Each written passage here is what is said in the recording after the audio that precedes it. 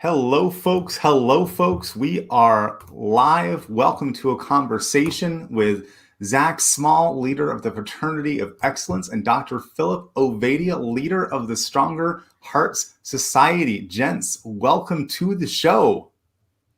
Thanks for having us. Thanks, Brian. Great to be here. I'm excited for this topic, and I want to go introduce our conversation, telling a story, which is, basically what I always do, which is I used to be a sword fighter and like metal armor, wooden weapons, full contact, sort of like mixed martial arts. And being part of that community was a huge part of my life, huge part of my 20s. I started fighting in my early 20s, fought through my early 30s. And some of the greatest adventures of my life have been in that group, fighting all across the country, met amazing people. And in so many ways, this group really added to my life. The individual teachers I had, the friends I made, the brothers in arms, it added so much to my life. And when I look around at people and I look at both also myself as I move through the years of my life, I think, wow, that finding a community that really supports me and helps me become better than I am, more than I am, I was very blessed to have this one to show up. I got very lucky. The conversation I want to have today is about how we can all go find that, evaluate the communities we're currently involved in, and have a sense of, okay, is this helping me become more, helping me actually grow? Is it more convenience? I used to play a lot of Halo back in college, play a lot of Xbox because the communities I was in, we played a lot of Xbox. Doesn't really better me, right? The sword fighting group, I got strong. I got courageous. And so we're going to talk about how to find a community that helps us become our better selves. And I'd love to start off for folks who maybe don't know you guys. Let's start off with you, Zac. I'd love to go hear more about your community and what you found is really important in building a community that really strengthens its members. Well, absolutely. I mean, it's easy enough to know that men who come from the military often talk about the brotherhood. They often talk about, having that camaraderie, those guys to lean on, the mission. The problem is when a lot of men separate, they lose that. So some, after they graduate high school, they lose their football team. For some, they graduate college, they lose whatever sports they were a part of their fraternity. And for me, I left the Navy after 8 years of active duty, and I realized I didn't have any brothers anymore.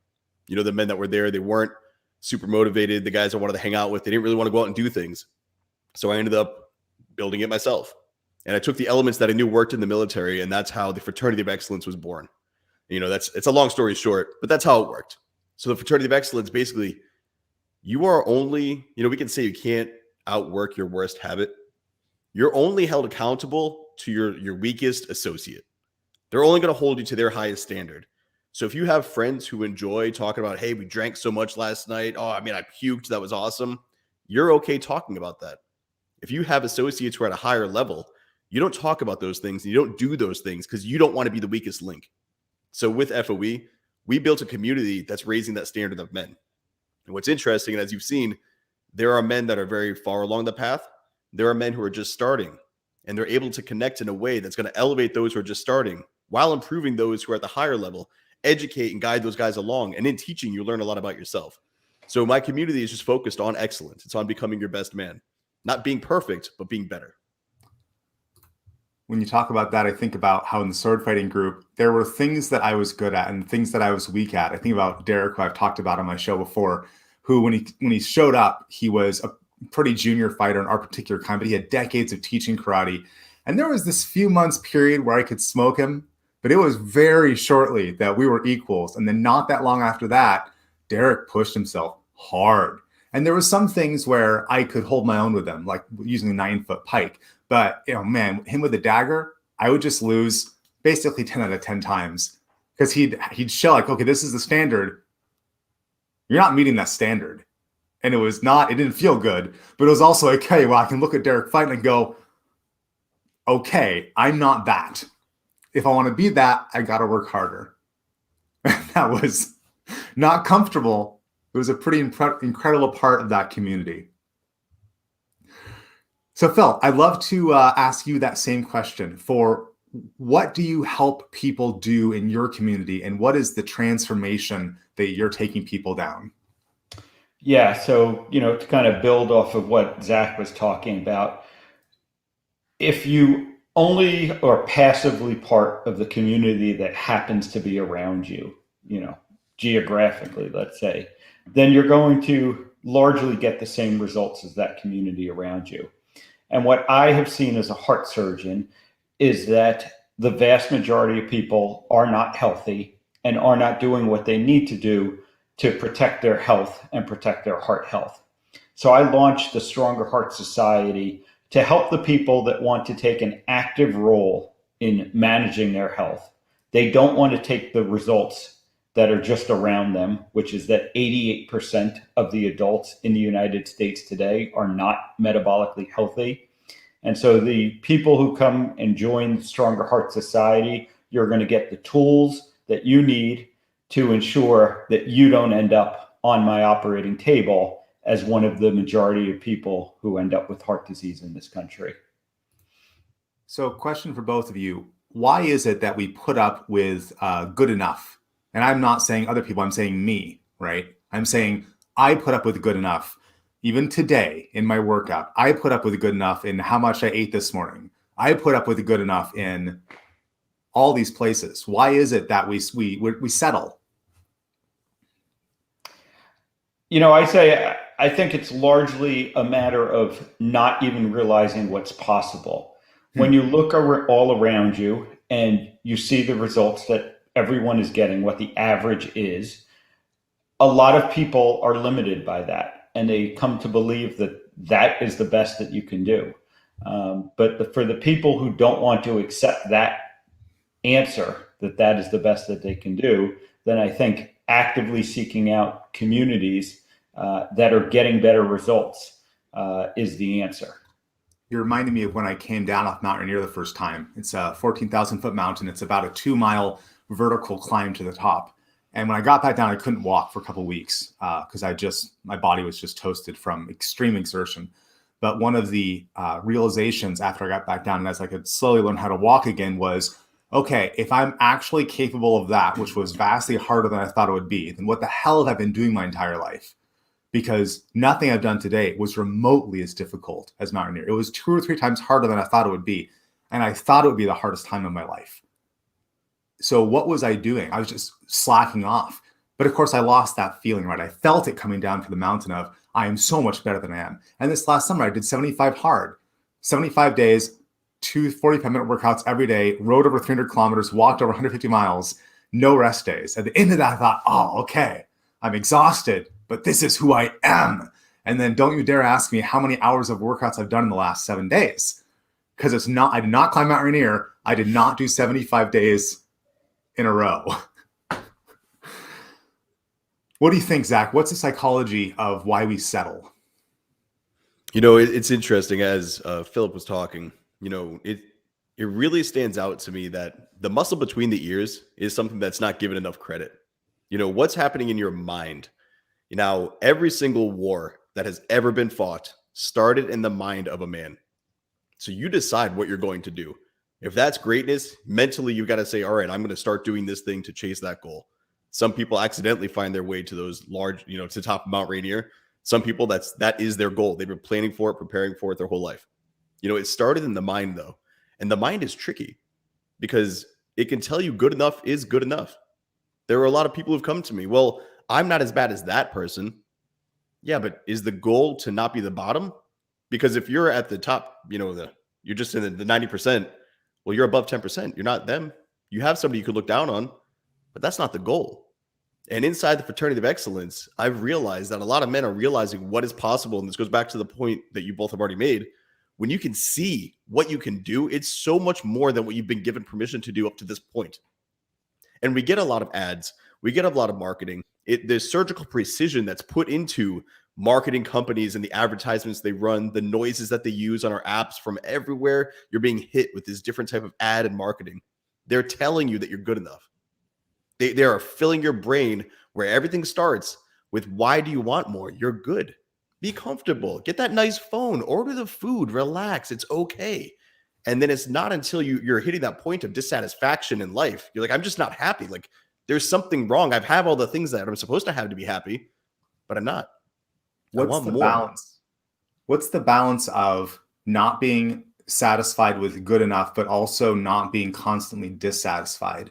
I have a personality quirk, which is very useful at work, that nothing is ever good enough. How often I actually finish a project and say, that was the best I could have possibly done. It doesn't happen, right? And that's a problem, because it causes, it can lead yourself, and so many entrepreneurs have this, of, oh, I haven't done enough today. I need to work. I didn't work enough this week. It doesn't matter, by the way, if I worked 2 hours in a day, mostly rested, or 14 hours in a day. I've had days where I started, like I woke up at 3 because I couldn't sleep, and I worked till 7 p.m. And at the end of the day, did I say, today was a good day, I did enough? No, I said, well, I got a lot of hours in today. I guess I did okay. I'm just constantly dissatisfied. So it's not really enough anyways.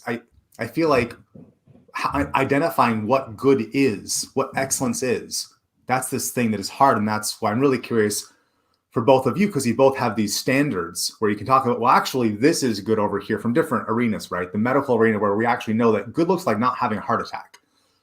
And there's all these numbers where there's objectively, like, did you eat Snickers last night? That's not good. There's better than that.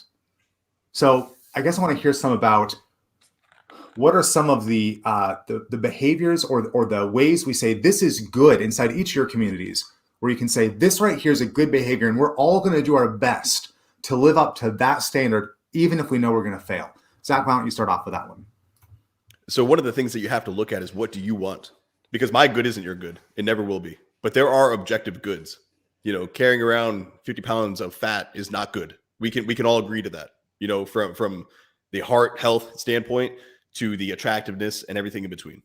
So we could all agree on that. But when it comes to your excellence, I fall into the category of probably like never satisfied. I want more, I want more, I want more. That doesn't mean I'm not happy on my way to chasing more. It doesn't mean I don't stop randomly throughout the day and like, wow, like I built this. I did this. This is great. All right, let's do more. So I think that's just a trait. Maybe it's a personality trait. Maybe it's just a male trait. But I fall into the category you were saying, where I'm never satisfied. And I am happy. I'm very content, but I enjoy the process. I enjoy the grind. And I have found my way to where I'm content. I don't have like body dysmorphia. I'm like, oh, I'm horrible looking.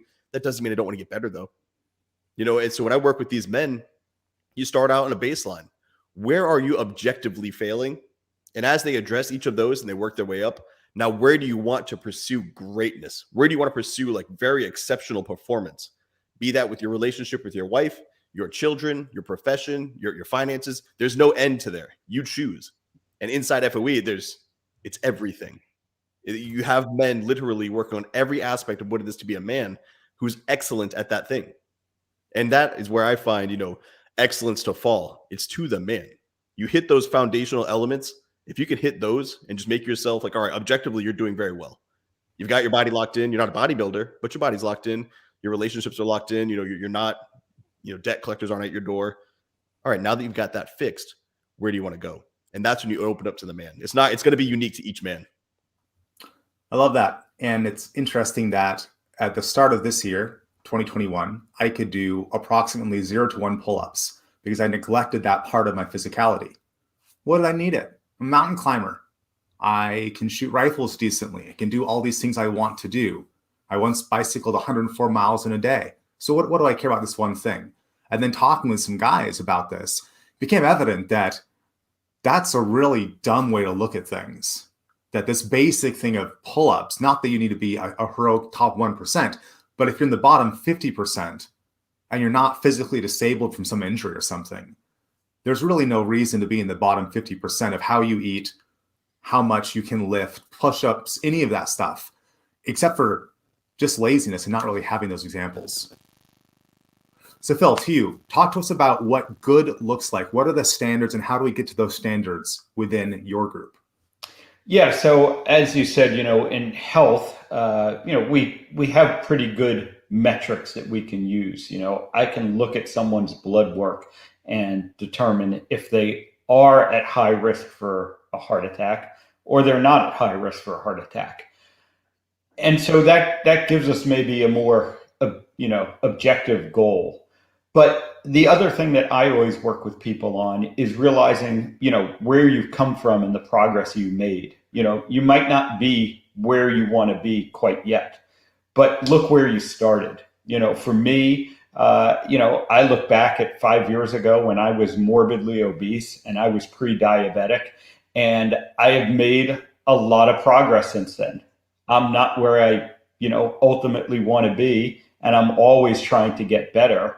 But I do stop and I give myself, credit for the progress that I've made. And I work with the people in the Stronger Heart Society to help them also realize that, they may not be at the end of their journey, but you always have to look back and, kind of keep in your mind where you started from.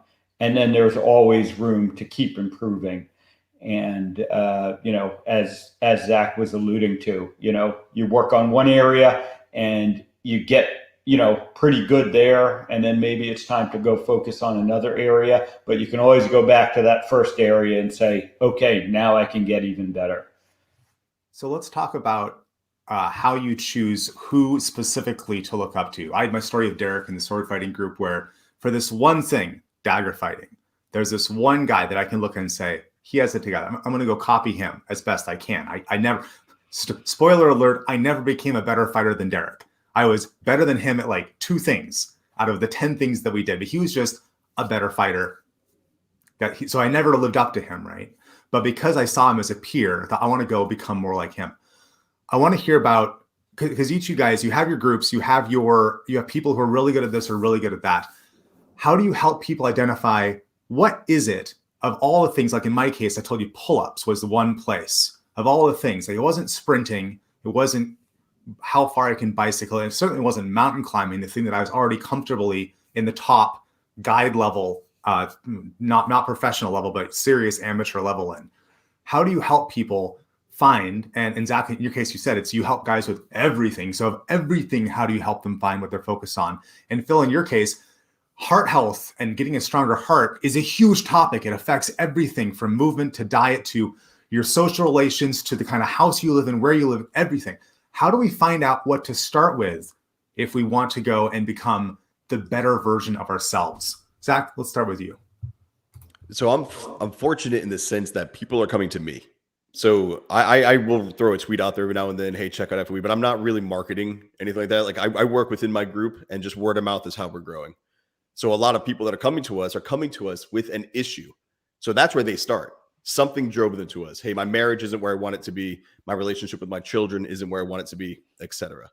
Now, when I say we're working on everything, the way I find people that I associate with, that I look up to, that I follow, it has to be through their consistent receipts shown in the real world. The proof that they're living the life that I am like, hey, that's a good life. Like that's something I want. Phil Foster, he's running Phil Foster Fitness.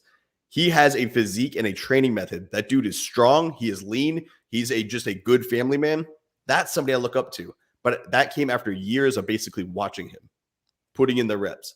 Anthony Migliorino, another one. These are men that I talk to almost daily, if not daily, to check in on. Anthony was talking about peaceful parenting and fatherhood. Those are 2 areas where I'm like, I could be better. I've killed all my debt. I've locked in my finances. I've got these great things going for me professionally, but I wanted to be the best father I could be. And I wanted to really see what I could do with my physique.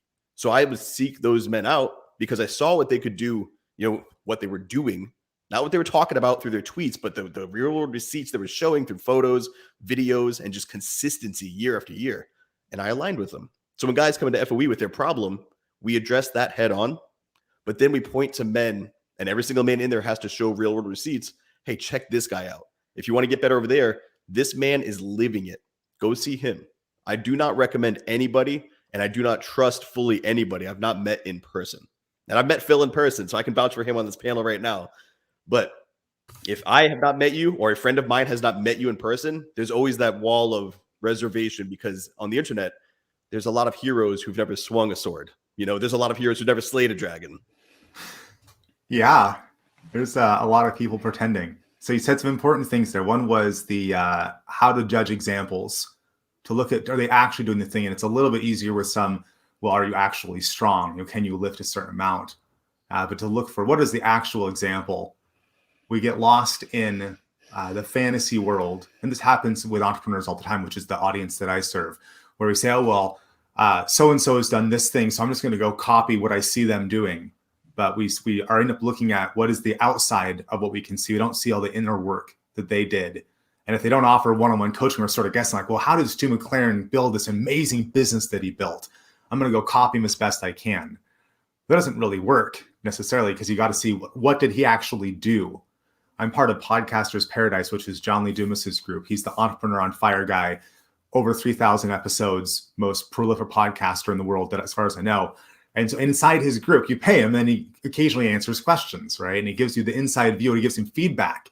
I was in that group just today on the Facebook group looking, and he was getting questions from people, and JLD himself was saying, do this, do that. It's like, well, JLD just told you what to do. You'd be a fool not to do exactly what JLD tells you to do, and do it, right? Not talk about it, but do it. Because JLD has this proven example. There's proven actions over words. JLD does not just talk, even though he's a podcaster. It's the action thing. I don't remember what the question initially was, but Phil, same question to you. Yeah. So, for me, I would say that the challenge, that I face, that I, struggle with around the Stronger Heart Society is getting the message to the people who need to hear it.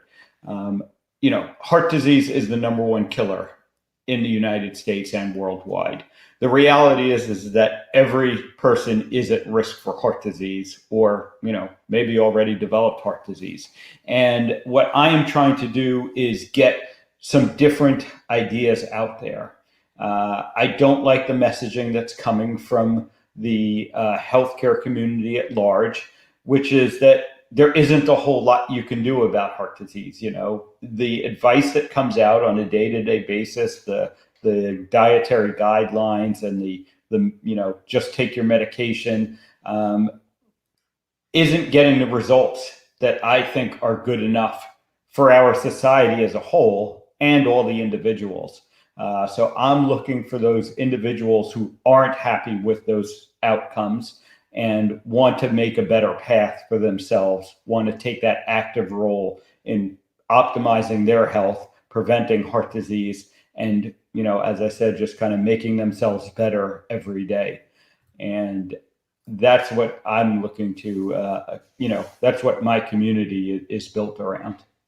So let's look at the broader question of how do you find a community that strengthens you, as opposed to what we called in the sword fighter community. What do we even call it? A sticks and beer club, where some people are there to camp and get drunk, and there was some sword fighting involved. And other people, like myself, were there to perfect ourselves through blood and steel.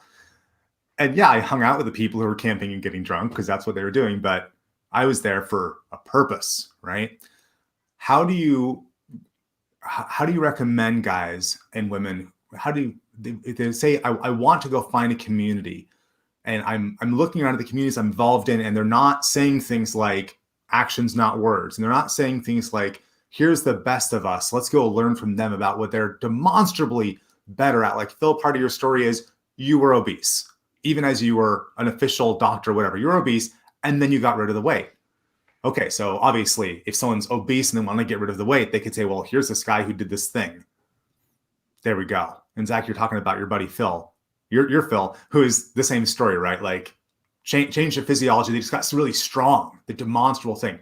So how can people, if they look around at the communities they're involved in, and they're saying, I don't know if these people are really helping me become better, I guess one of the questions is, how do they assess? How can any of us assess the communities we're in? But then also, if it's not the right thing, how can we go find the communities that are really going to go strengthen us? Yeah, I think, again, the first step in that is making that an active pursuit, an intentional pursuit. And quite frankly, I would say anyone who's, come across this live stream or watching it recorded, has taken the first step, because somehow they were looking for something that they found Brian, or they follow me, or they follow Zac, and they came across this live stream and they want to find that community. And then I think it's a matter of looking for the models, as Zac was talking about, and, having met many of the men, in the Fraternity of Excellence, I can vouch for them. Like Zac said, these are these are people who have accomplished things that I want to accomplish. They are living their life in a way that I want to live their life, that I want to live my life. And I think, on the health front, you can look for the outcomes that you are trying to achieve, find the people who are achieving those outcomes, and, join them somehow, whether, it can be following them online or, getting involved in the communities that they are involved in. I think ultimately, networking and word of mouth still remain the best way to, find the communities that you want to be a part of. And that looks a little different these days because, sometimes the networking and the word of mouth is done online. But it's still a matter of seeking out the people who you want to end up with the results that they have achieved. I love what you said. These people have accomplished things that I want to accomplish. It brings me back to mountain climbing, like so many things do, where I think, yeah, if I want to be a serious amateur mountain climber instead of an amateur mountain climber, I know the people that I need to hang out with. There was this guy, Ty, in my basic climbing class that just learned faster than the rest of us, stronger physicality, can do more rock climbing, ice climbing, everything. Well, if I just called up Ty and said, hey, Ty, I want to become a more badass mountain climber, what can I do? He'd probably have some thoughts. And if I just went and did what Ty told me to do, I have all this free time. My wife would miss me, but I'd be a lot stronger a year from now. And I'd be a much more serious climber. So Zac, I want to hear your thoughts. Well, I think Phil said it very well. We have removed the need for physical proximity when finding a group. And I think it's important that people realize there's nothing strange about connecting with people online. Initially, yeah, it was weird. For a while, when I first started, it was weird. But my best friends are now I've met them through Twitter. And that's a weird thing to say. And I fully understand what that sounds like. But as people are going and they're realizing, similar to what Phil was saying, hey, the people around me aren't doing the things I want to do in my life. I see these people online doing it. Reach out to them. Normalize connection. Normalize using your social media as if the person on the other side you're speaking to is an actual person at a keyboard too.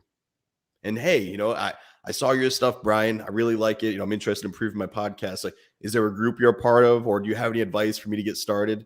I guarantee you'd be like, yeah, absolutely. The problem is a lot of people think that's the wrong thing to do like that, or it's not real. Especially when there's a paid aspect to any group. Why would I pay for friends? You get that one a lot. Like, you're not paying for friends. You're paying for access to a network that will accelerate your growth. If you want to grow, that's what you're paying for. But there are a lot of free communities too. There are a lot of places. If you go to Reddit, there's a lot of free communities where they're linking up and talking about things, different hobbies, but if you're looking for a group of people who are trying to be selective with who's allowed in, you're probably going to have to pay something. And if you do, and you go in there, it absolutely must be your goal to get more value from it than you put in. And you will find that some groups won't jive. So my advice to somebody looking for a group, look at who's running the group. If you're looking for heart health, I'm probably not your guy. There is a man on this panel who's literally dedicated his life to understanding this and is educated far beyond I'll ever be. Go to him. If you're looking for authenticity in marriage, that's probably more my realm. Come check out what we're doing in the FOE. So what do you want? And then who's running a group like that? And then obviously the people in the group, are they actually growing? Are they actually achieving and getting the results that you're saying you want as well? Because if so, then something's working. They know something. I want to hone in on this idea of paying for a network. We think about the transfer of cash changes any atmosphere, right? But there's not just that kind of payment. There's also payment in doing things. Like in our sword fighter group, we had a practice every Sunday. If you didn't show up to practice for a few weeks, are you sick? Are you in the hospital? What's wrong with you? If you were one of the ranked fighters, which I was for years in this 7 ranked positions, you would lose your rank if you didn't show up to fight every Sunday unless you were literally in the hospital. And that was just the culture was, if you're part of this ranked group, which you don't have to be, it's fine if you're not, but if you are, you have to be here. So we have to pay in. And that group, it cost like $20 a year or something, but it was the time and the energy. And so I'm curious for both you guys, when you think about all the ways people pay to be part of Fraternity of Excellence, pay to be part of Stronger Heart Society, money's part of it. what other ways are people having to pay in order? And I want to make this point that anything you don't pay for, you don't value, right? I am proud of climbing Mount Rainier, even though thousands of people do it a year, but I'm proud of it because I suffered. I paid for it. I took serious risk. A few people die per year on the mountain. So it's the payment and the years of training beforehand. I go, oh, my chest puffs up. I climb Mount Rainier. And then I led a rope team up Mount Rainier. So what are people paying for to go be involved in your group? I think that, it's more than money, like you said. I think the money is, is part of it, but it's not really the most important part of it for me. Because, quite frankly, someone, sending me money each month is not going to make their heart any stronger. What's important to me, the successful members of the Stronger Heart Society pay in terms of their effort, pay in terms of their time, and, pay in terms of their commitment to building a stronger heart. Because in the end, when you join the society, you get 2 hours with me a week. But if you're just going to sit there for 2 hours and listen to what I say and then not enact, not act upon the advice that, you're getting from me regarding your heart, you're not going to get the results. So, I don't think any relationship really works when it's just a one-way relationship. And so I think putting in the time, putting in the effort, having the intentionality behind being a member of that group is ultimately what's most important. What about discomfort, suffering, willingness to change habits? How much of there is that? Not just spending time, not just showing up on a call, but the actual willingness to be uncomfortable. Like me with my pull-ups, to go from utter embarrassment if I can do 0 or 1 to up to my record is now 25 in a day. That's deeply uncomfortable to start there, to acknowledge it in public. Ooh. But then to the process again, to 25 in a day, lots of discomfort. So Phil, in your group, what kind of discomfort do people have to be willing to face to go join the Stronger Heart Society? Well, they have to be able to, face the discomfort of, not being optimally healthy. Oftentimes, the most common issue I deal with is, what people are eating.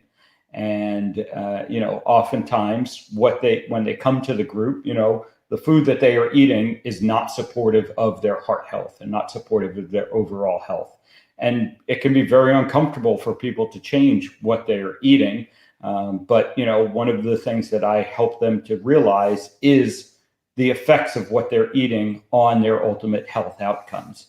And if they are willing to, make those changes, as uncomfortable as they might be sometimes, the results, can then follow. What do you think for you, Zac? What do people need to be paying in besides cash to get both get results out of the Fraternity of Excellence, but also to actually belong to the group? Well, it's reps. I mean, you've got to drop the BS that you've been carrying up to that point. We've had men join and say, well, everything's good and I'm doing this and it's not working. Well, the problem is you think you're good enough. You think you've achieved the thing. You think that everything you're doing was fine. And the hardest part is accepting in front of a group of men who are driven and motivated that you aren't good enough, that you're not doing the right things. You're not doing the things you need to get to where it is you want to go. You've seen our schedule. We have a Zoom every day of the week. There are video chats every single day, and you've got to show up. Imagine showing up to a fatherhood Zoom and saying, hey, Anthony. So Anthony Miglierino from peacefulfathers.com, he runs them. He runs our fatherhood one. Hey, Anthony, I hit my kid because I lost my temper, and I don't know what I'm supposed to do here. That's a huge pill to swallow. You're trying to stop spanking your kids. You're trying to stop, whatever. And you have to say in front of another man, I failed. Or you go to the group, hey, guys, my wife, she filed for divorce, and I don't know what to do. You're paying to have access to that group, but you're not a part of the group. You don't have a seat at the round table unless you're showing up with your work and your actions. And these men are doing that every single day. When I go in there, I'm blown away. And it's not because I'm biased. Objectively looking at this, it's incredible that men are sharing the things they're sharing, but they know in order to grow, they have to put that out there. In society, there's not many places for men to talk about these things. There's not many places to talk about, I don't know how to be a better father. I don't know how to improve my sex life. I don't know what I'm supposed to do in the gym. My testosterone's all jacked up and I don't know how to fix it. There's so many issues men are facing, but they're so embarrassed to talk about it that they just hide it. They just stuff it down deep. And if you join a group like this, the money you pay, sure, it's money. You're paying cash. But you've also got to put your ego aside, which is very difficult. You've got to put your issues out there, which is embarrassing. You got to get over all those hurdles. But I will tell you, once you start doing that, you normalize it. And that's how you learn that these men truly do care about you. They truly want you to win. And then you get real insight. We're separating vulnerability from strength. In popular culture, there's some amount of to be strong is to not be vulnerable. And if you are vulnerable, all it means you are weak and not good. And what you're talking about, what both of you are talking about, is the separation of that idea that you need to come forward and say, well, I'm not strong in this particular way. I did this particular thing that's not who I want to be. But it's finding the strength and the vulnerability. I feel like I'm being all woo-woo now.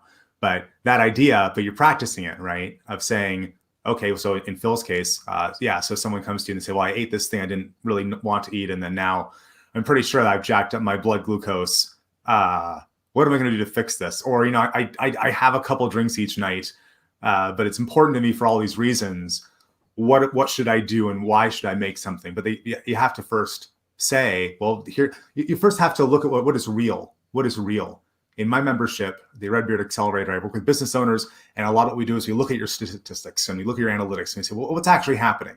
Who's actually buying stuff from you? Why are they actually buying it from you? And there's a lot of discomfort of saying, well, I have a bazillion Twitter followers, but no one's actually engaged. But why is that? And how can we change that? And just looking at the pain of I'm not who I want to be. But at that same time, anyone who says my shit is figured out, I'm good globally, not just about one individual thing. That person to me is an untrustworthy, completely unaware person, right? I might have my stuff together in one area at a time, but the idea that, oh, my podcast is the best it could be, and also my live streams, and also my email game is on point, and also my Facebook ads, and also if that person's not credible, right? And my referral game, it's perfect. It's to say, I've learned something. Like my podcast, I have 115 episodes out the door, over 11,000 downloads. I have learned something. But let me tell you, I'm going to have learned a lot more after the 200th episode. So stay tuned. Like that idea. I started doing jiu-jitsu a bit ago because I thought I've been doing sword fighting for a decade. I'm going to do jiu-jitsu, get better at my hand-to-hand. What did I do? I immediately injured myself.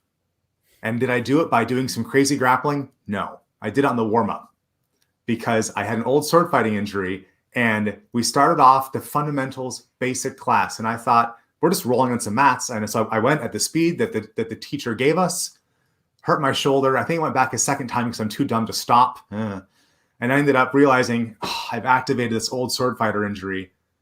And now it's 2 months of recovery time. So then I go back to for 2 months. And I say, okay, I'm here. I'll tell the teacher, I need to go slow. I hurt myself last time. I had this old injury. And he says, okay, so you're going to do the same thing, but you're going to go at your own speed.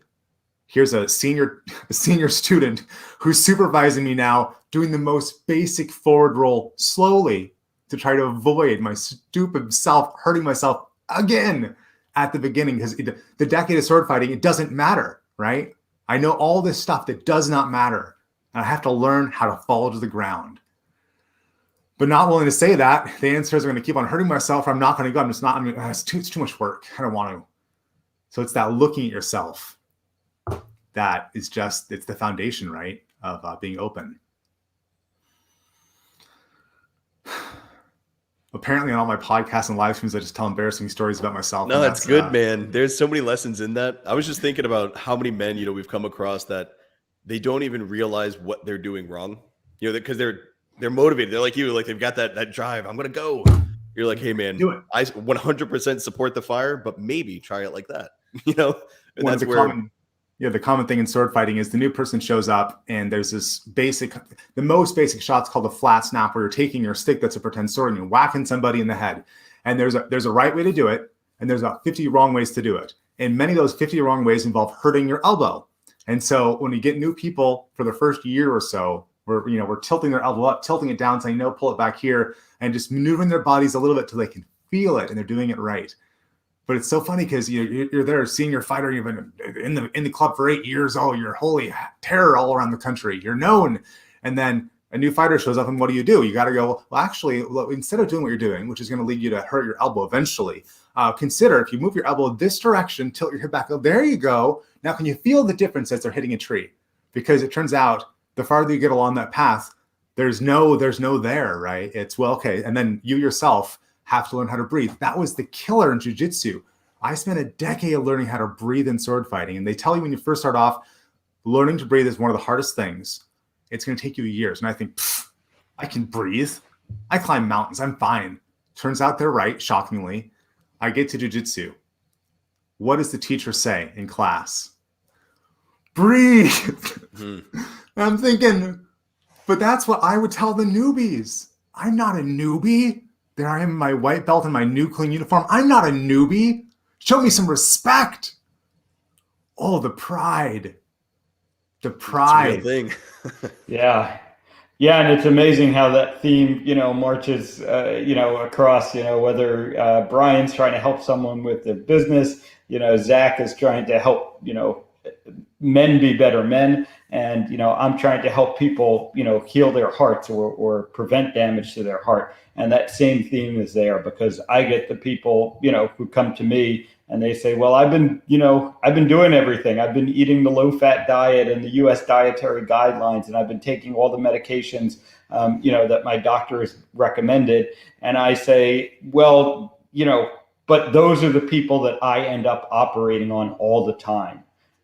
Sure, there are people who come to me, and end up on my operating room table who, clearly did all the wrong things, and they know it and they admit it.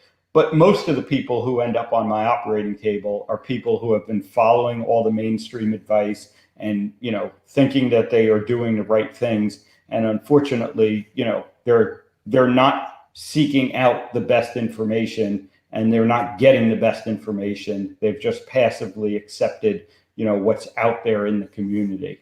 And that's why I think it's important. It's important for people to be seeking out better communities, as we've been talking about this whole time. And as we talked about in our live stream last week, Phil, the expertise that I've had experiences where I had experts, medical professionals, and I took their advice because they're doctors and they know what they're talking about. And I was more of a passive consumer at the time. I hadn't really taken responsibility for my health yet. And I just trusted them. They're the experts. And now in my later years and through various exciting health things, I've come to realize, okay, I'm actually more a manager and custodian of my health, and I'm hiring people to have fancy things next to their names. Like Phil, you've done over 3,000 heart surgeries. That's wonderful. And there was a time where I would have been really deeply impressed by that. Now I'm like, oh, that's great. That means you have a credible, I believe what you say more than I would if you hadn't. But I still don't trust you to actually make decisions for me. Whereas if you talk to me at age 22, it'd be like, it's a heart surgeon. Of course you're going to listen to him and do what he tells you to do. But my whole perspective on that over the years is it's just flipped. There's another angle to that with a group that you do see. And that's as you're growing and you're teaching that newbie about the elbow, Phil's teaching them like, hey, try it this way when you're cutting or this way when you're eating. In the tribe, in your group, after some months and years of growth, the members will talk to the new guy and you don't have to be the one to jump on them. The people that you have taught are now teaching. And I have found that there's like levels inside FOE I'm jumping on and I don't really have to go, like the guys take care of it. Now I do go in there because I enjoy it. I'm learning as much as these guys, but the men who've grown are excited to share that with the new guys coming in. So I don't have to be the one to say, hey, tilt your elbow in or hey, make sure you're cutting or eating that way. We already have guys doing that and they are growing faster because as we said earlier, they've gone from student to teacher. And when you're teaching somebody else, you're learning more about yourself. We're getting to the core of the idea of responsibility here. And as you're talking, Zac, I remember there was in my later years, like 5 to 10 years in the fighting group, where I'd see people I trained who I remember showing a completely green, ill-fitting loner armor. And then here they are expertly teaching the basics that I helped pass on to them, right? So how can we tell when we're looking for a group that's going to strengthen us? How can we tell what the attitude is towards really responsibility for people who have benefited from the group, passing that on? If you're outside the group, how can you look in and judge? Is this the kind of group where people take responsibility for each other in a healthy way? Well, I mean, you look at their actions. I mean, it always comes down to people's actions. So for me, when I look at the guys that are coming up, you watch them give the advice, you watch them grow and start assuming the role of elder, mentor, whatever you want to call it, to the new men coming in, and then you watch their advice. And it presents the perfect opportunity, because it's easy when you're teaching somebody 101. But when you're teaching the guy who's just started sort of giving advice instead of always taking it, and he's got to teach maybe an advanced thing that he hasn't quite mastered yet, you have to jump back in and educate him and explain to him, hey, what you told that guy was incorrect. You put a little bit of your bias onto that message, and that's not going to work out. But here's why. And that allows you to take responsibility for them, but you do it in front of the group in a respectful manner. You know, when I engage the men, I always say, if there's an issue here, address it publicly. Let's have this publicly. There's no secret meetings going on. There's no backdoor agreements and handshakes. This is a public discussion. Men will disagree. There will be conflict. So when you talk about responsibility, it's also your responsibility to own when you're wrong. So if you see men owning when they make mistakes, and you see men stepping up and guiding others, not all men have to do that, but some will. When they do, that's a healthy ecosystem inside a tribe. But there are some men who are going to level up, and they're just going to leave and come back for your Zooms and leave and never help anybody else. They're not using your tribe for that. They don't have to. Let's generalize a sort of like an interview question if you're looking at joining any community. Let's generalize an interview question based on what you're just saying, Zac. It might sound something like, how do members who have conquered any particular challenge help out new members? That's just the beginning point for that question. But there's something there about how to judge group culture without investing a lot of energy. Well, on that question specifically, you simply say, hey, this is a place where men are going to share things that you've never heard anybody else sharing. They're going to share details, and they're going to talk about subjects that are too taboo for a majority of the people that you're operating with. So if you're looking at what we're doing here and how do they help each other, they give real lived examples. We're not going to give you something out of a book. They're going to share, here's the disaster I came from. Here's the pit, the hole I was in. Maybe I can help you avoid it or climb out of it faster. So one of the ways that I let these men know kind of what's going on inside our walls without openly sharing is just breaking down that generality. Like, hey, the real world things that you're struggling with, we're openly talking about it in a healthy manner, and that's okay.